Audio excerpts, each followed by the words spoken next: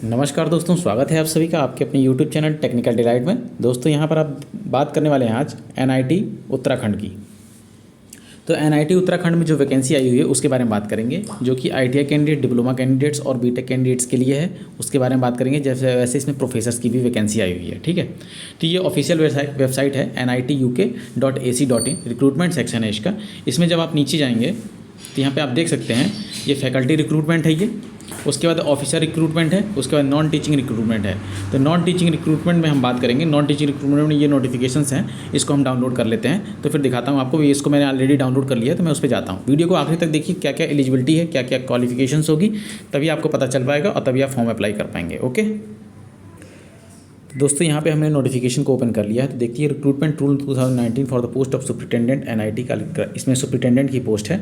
इसमें देखिए group B की पोस्ट है। इसमें जो पे ग्रेड है वो 9300 से लेकर 34,800 रहने वाली है। ग्रेड पे 4200 है इसके। ठीक है, इसमें एज लिमिट 30 ईयर है। Relaxation of a departmental candidate है, 5 ईयर का रिलैक्सेशन दिया जाएगा। इसेंशियल क्वालिफिकेशन है। इसमें कौन भरेगा? इसमें बीटेक कैंडिडेट्स जो बैचलर डिग्री वाले कैंडिडेट हैं वो भरेंगे, और मास्टर डिग्री वाले कैंडिडेट हैं वो भरेंगे। नॉलेज ऑफ कंप्यूटर एप्लीकेबल, जो वर्ड प्रोसेसिंग है उससे रिलेटेड आपकी नॉलेज होनी चाहिए। स्प्रेडशीट यानी MS एक्सेल की नॉलेज आपको होनी चाहिए। ओके, फिर उसके बाद देखिए एज बार नॉट एप्लीकेबल है यहाँ पे। एसेंशियल क्वालिफिकेशन जो है no but must possess at least bachelor degree और equivalent from a recognised university. Bachelor degree आपके पास यानी ग्रेजुएशन होना ही होना चाहिए। ठीक है, फिर उसका पीरियड ऑफ प्रोबेशन का क्या मतलब है? ट्रेनिंग पीरियड जो आपका रहने वाला है वो आपका 1 साल का रहने वाला है। ओके, यहाँ पे क्लियरली लिखा गया है।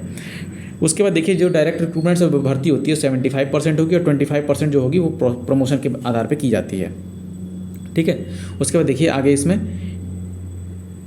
प्रमोशन जो है assistant grade with 2 year regular service with grade pay of 4200 through DPC and working performance record through the prescribe test and interview. जो इंटरव्यू में जो प्रमोशंस भी किया जाएगा इसमें, तो वो रिकॉर्ड देख के किया जाएगा और इंटरव्यू के बेसिस पे ही किया जाएगा। उसके बाद अगली पोस्ट पे हम बात करते हैं। उसके बाद देखिए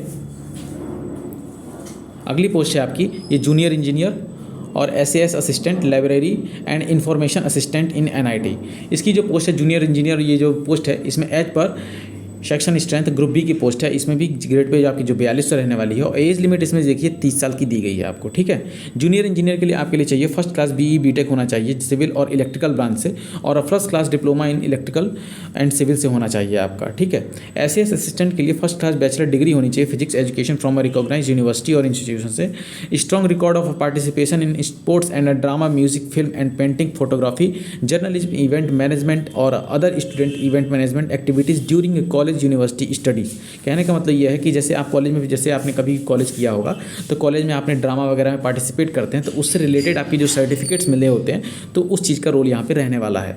फिर उसके बाद देखिए लाइब्रेरी इंफॉर्मेशन असिस्टेंट में कह रहा है कि first class bachelor degree in science होना चाहिए, arts commerce recognised university institute, and bachelor degree in library and information science. मतलब आपका ग्रेजुएशन इस फील्ड से आपका होना चाहिए। डिजायरेबल क्या है? For C only. जो C वाले कैंडिडेट्स हैं यानी इस वाले कैंडिडेट के लिए, इनके लिए क्या डिजायरेबल है? Postgraduate diploma in library automation and networking PGDCA और equivalent from a recognised university जो है उनके लिए डिजायरेबल कर दिया गया है। मन नहीं भी होगा तो भी काम चलेगा। ठीक है, उसके बाद देखिए आप पीरियड ऑफ प्रोबेशन जो आपका रहने वाला है वो 1 साल का रहने वाला है। 1 year for the direct recruitment age पर NIT स्टेटस।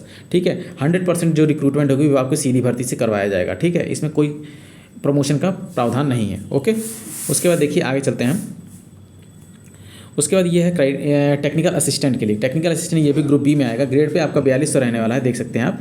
फिर उसके बाद देखिए एज लिमिट जो है 30 साल का रहने वाला है। ठीक है, और जो आपको रिलैक्सेशन दिया जाएगा डिपार्टमेंट कैंडिडेट को, उनको 5 साल का दिया जाएगा। ओके, एसेंशियल क्वालिफिकेशन इसके लिए क्या है? फर्स्ट क्लास होना चाहिए BE BTech /MCA in relevant subject of a recognised university, और first class diploma in relevant engineering with relevant field with excellent academic record के साथ होना चाहिए। First class bachelor degree in science from the recognised university और institute, master degree in science from a recognised university और institute at least 50% marks. ठीक है, उसके बाद देखिए एज बार नॉट एप्लीकेबल है। Essential qualification no however must poses any of the qualification mention row 7 without insisting on percentage of marks. ठीक है, माने आपके परसेंटेज ऑफ मार्क्स माने एकेडमिक रिकॉर्ड अच्छा हो, उसी आधार पे आपको कर लिया जाएगा। ठीक है, उसके बाद देखिए डायरेक्ट रिक्रूटमेंट होगी। इसमें 75% सीटें जो होंगी डायरेक्ट सीधी भर्ती से ली जाएंगी, उसके 25% सीटें जो होंगी वो प्रमोशन के हिसाब से ली जाएंगी।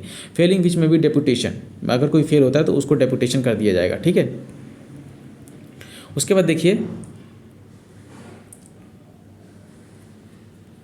आते हैं, बात करते हैं ये पोस्ट स्टेनोग्राफर के लिए। स्टेनोग्राफर के ग्रुप सी की पोस्ट है और ग्रेड पे इसमें 2400 रहने वाली है, 27 साल इसकी एज लिमिट है।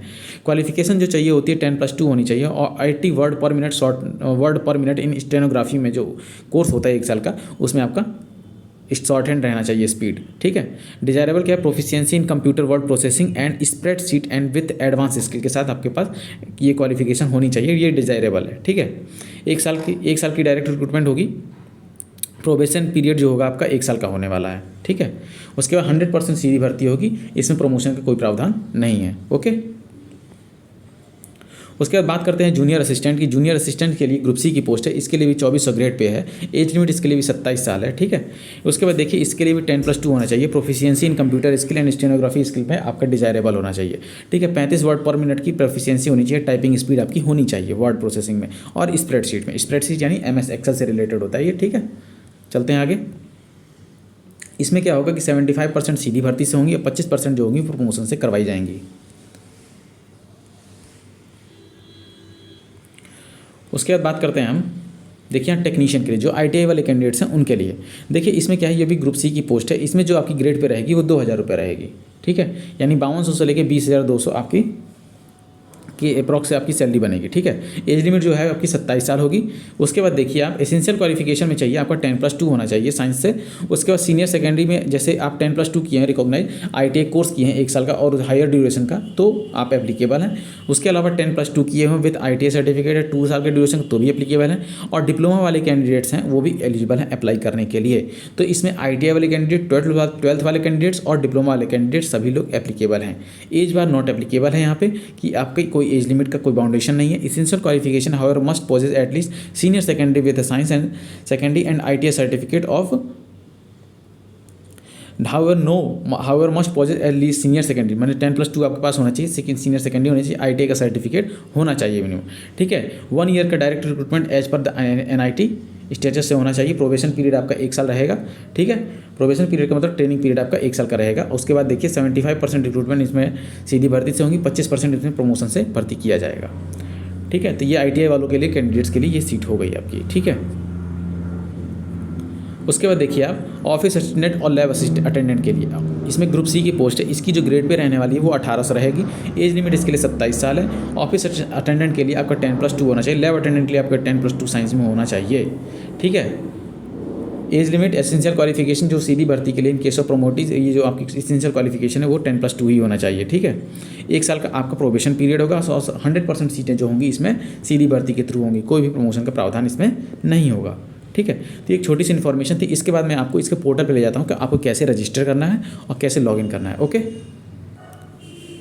तो देखिए यहाँ पे हमने इसका लॉगिन सेक्शन ओपन कर लिया है NIT उत्तराखंड का। उसके बाद आप इसमें नीचे जब आएंगे फिर देखिए यहाँ पे लिखा है, एक चीज़ क्लियरली मेंशन है, new applicant shall be need to register for and valid email ID आपके पास होनी चाहिए यहाँ पे। उसके बाद if you already registered with portal then provide user name and password and login, ठीक है। यूजर नेम आपके पास पासवर्ड मिल जाएगा, उसके आप लॉगिन कर लेंगे। The user name is email ID and use by registering the portal, जो आपका यूजर नेम होगा वो आपकी ईमेल ID होगी। To apply more than 1 post you have to register again with another email ID and fill the form. आप एक से अधिक पोस्ट को भरना चाहते हैं तो दूसरी ईमेल ID लगा के आप उस फॉर्म को भर सकते हैं, ठीक है। If you did not receive the email and with username and password within few minutes of registration, please check। तो आपको चेक कर लेना है योर स्पैम फोल्डर। होता क्या है, कभी कभी आपके स्पैम फोल्डर में ही आपका लॉगिन ID और पासवर्ड चला जाता है, ठीक है। तो आपको अपने ईमेल ID में जब सेक्शन में जाएंगे 3 जो डॉट लगे होते हैं लेफ्ट हैंड साइड में, उसमें एक स्पैम का फोल्डर होगा, आप वहाँ से चेक कर सकते हैं, ठीक है। उसके बाद देखिए न्यू यूज़र जो होंगे आपको सबसे पहले ईमेल ID डालनी होगी। ईमेल ID फिर से डालेंगे, फिर यहाँ पे कैप्चा डालेंगे, फिर उसके बाद रजिस्टर कर लेंगे। रजिस्टर करने के बाद आपकी ईमेल ID पे आपको रजिस्ट्रेशन नंबर और पासवर्ड मिल जाएगा। फिर आपको यूज़र नेम में ईमेल ID डालेंगे और पासवर्ड जो मिला रहेगा वो डालेंगे। फिर उसके बाद आपका कैप्चा डालेंगे, फिर उसके बाद लॉगिन करेंगे और फिर जो आपसे जो डिटेल्स मांगी जाएगी वो आपको फिल करनी है, आप किस पोस्ट के लिए अप्लाई कर रहे हैं, ओके। तो ये छोटी सी इन्फॉर्मेशन थी जो मैं आप सभी के सामने शेयर किया। अगर आपको वीडियो पसंद आता है और इस तरह की वैकेंसी के साथ अगर आप अपडेट रहना चाहते हैं तो चैनल को सब्सक्राइब कर लें, वीडियो को लाइक करें और हमें कमेंट बॉक्स में कमेंट करके बताएं कि आपको वीडियो कैसा लगा। आपका अगर कोई डाउट है तो हमें कमेंट करके पूछ सकते हैं और आप हमें इंस्टाग्राम पे और हमारा टेलीग्राम ग्रुप ज्वाइन हो सकते हैं, ताकि आप पे भी इंस्टाग्राम पे भी हमें कोई क्वेरी होती है तो पूछ सकते हैं और टेलीग्राम ग्रुप ज्वाइन कर लीजिए ताकि आपसे कोई भी अपडेट छूट ना जाए। धन्यवाद।